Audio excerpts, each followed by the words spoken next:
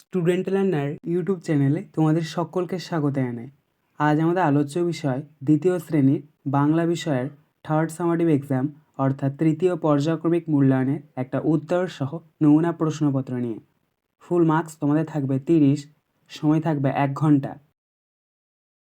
সরাসরি স্ক্রিনে তোমরা উত্তর সহ নমুনা প্রশ্নপত্রটা দেখতে পাচ্ছ। 1. সঠিক উত্তরটি গোল করো। 1 × 5 = 5। ক. স্বাধীনতা দিবস 23শে জানুয়ারি, 15ই আগস্ট না 25শে ডিসেম্বর? সঠিক উত্তর হবে 15ই আগস্ট, তাই এটাকে আমরা গোল করে নেব। খ. প্রজাতন্ত্র দিবস 15ই আগস্ট, 23শে জানুয়ারি না 26শে জানুয়ারি? সঠিক উত্তর হবে 26শে জানুয়ারি, তাই এটাকে আমরা গোল করে নেব। গ. পরিবেশ দিবস 5ই জুন, 5ই সেপ্টেম্বর না 14ই নভেম্বর? সঠিক উত্তর হবে 5ই জুন, তাই এটাকে আমরা গোল করে নেব। ঘ. শিক্ষক দিবস 5ই জুন, 5ই সেপ্টেম্বর না 14ই নভেম্বর? সঠিক উত্তর হবে 5ই সেপ্টেম্বর, তাই এটাকে আমরা গোল করে নেব। ঞ. শিশু দিবস 5ই জুন, 5ই সেপ্টেম্বর না 14ই নভেম্বর? সঠিক উত্তর হবে 14ই নভেম্বর, তাই এটাকে আমরা গোল করে নেব। 2. বাম দিকের সঙ্গে ডান দিক মেলাও। 1 × 5 = 5। দেখো এখানে তোমাদেরকে বাম দিকের সাথে ডান দিক মিল করাতে হবে। প্রথমে কি রয়েছে? বাম দিকের ক, ঘোড়ার ডাক, এটা মিলবে ডান দিকের হ্রেষা এর সাথে। খ, পায়রার ডাক, এটা মিলবে ডান দিকের বকবকম এর সাথে। গ, ময়ূরের ডাক, এটা মিলবে ডান দিকের কেকা এর সাথে। ঘ, হাতির ডাক, এটা মিলবে ডান দিকের ব্রিংহর্ন এর সাথে। ঙ, কোকিলের ডাক, এটা মিলবে ডান দিকের কুহু এর সাথে। 3. নিচের ঘটনাগুলি যথাযথ ক্রমে সাজাও। 1 × 6 = 6। দেখো এখানে তোমাদেরকে কতগুলো বাক্য দিয়ে দেওয়া হয়েছে, যেগুলো এলোমেলোভাবে রয়েছে, তোমাদেরকে সঠিকভাবে সাজিয়ে বাক্যগুলোকে লিখতে হবে।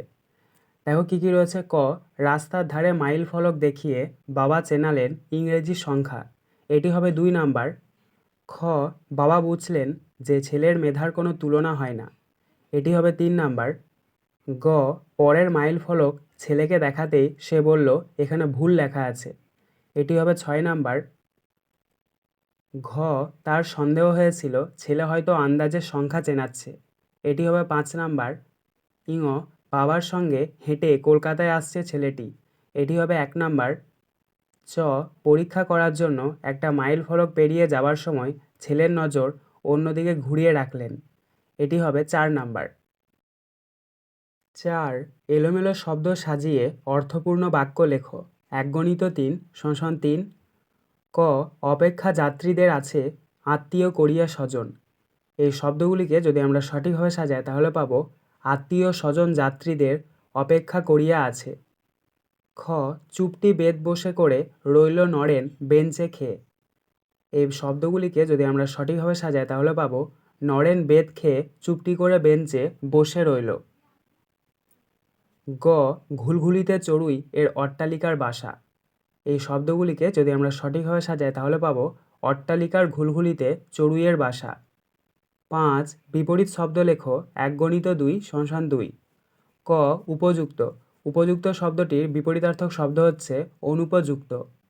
খ, সত্য। সত্য শব্দটির বিপরীতার্থক শব্দ হচ্ছে মিথ্যা। 6. শব্দার্থ লেখো। 1 × 3 = 3। ক, দিকপাল। দিকপাল শব্দের অর্থ হচ্ছে বিখ্যাত। খ, আস্তানা। আস্তানা শব্দটির অর্থ হচ্ছে বাসস্থান। গ, সাঁঝ। সাঁঝ শব্দটির অর্থ হচ্ছে সন্ধ্যাবেলা। 7. ছাতা শব্দটি বাক্যের প্রথমে, মাঝে ও শেষে ব্যবহার করো। প্রশ্নের মান 1। প্রথমে লিখবে ক, যদুবাবুর হাতে আছে একটি বড় ছাতা, এটা আমরা শেষে ব্যবহার করলাম। খ, ছাতার রঙটি লাল, এখানে আমরা প্রথমে ব্যবহার করলাম। গ, আমার ছাতা আছে, এখানে আমরা দ্বিতীয়তে অর্থাৎ মাঝে ব্যবহার করলাম। 8. পূর্ণ বাক্যে উত্তর দাও। 1 × 2 = 2। ক, জন্তুরা শরীরে নুনের চাহিদা কিভাবে মেটায়? উত্তর, নোনা পাথরে 2-1 চাটন দিয়ে। খ, ওয়াটার হোল কি? উত্তর, গল্পে উল্লেখিত জলাশয়টির মধ্যে একটি গভীর গর্ত ছিল। একে ইংরেজিতে ওয়াটার হোল বলা হয়। 9 শূন্যস্থান পূরণ করো, হাফগণিত 6 = 3। ক, মেঘের মুলুক লিখেছেন ড্যাশ, এখানে শূন্যস্থানে বসবে উপেন্দ্র কিশোর রায়চৌধুরী। খ, আকাশের কোণে ড্যাশ চাঁদ ওঠে, এখানে শূন্যস্থানে বসবে পঞ্চমীর। গ, নিস্তারিণীর বরের নাম ড্যাশ, এখানে শূন্যস্থানে বসবে বটকৃষ্ণ। ঘ, বেহারাদের সর্দার হলো ড্যাশ, এখানে শূন্যস্থানে বসবে বুদ্ধু। ইঙ, ড্যাশ চলে মস্ত সে বিছে, ড্যাশ চলে তার পিছে পিছে, এখানে প্রথম শূন্যস্থানে বসবে হাওড়ার ব্রিজ, দ্বিতীয় শূন্যস্থানে বসবে হ্যারিসন রোড। চ, অঙ্কের বই ছোটে ছোটে ড্যাশ, এখানে শূন্যস্থানে বসবে ব্যাকরণ। আজকের আলোচনা পর্বটি এখানেই শেষ হলো। আশা করি ভিডিওটি তোমাদের ভালো লেগেছে। যদি ভালো লাগে একটা করে লাইক করে দিও।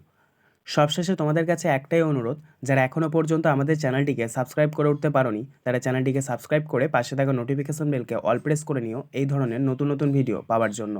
ধন্যবাদ।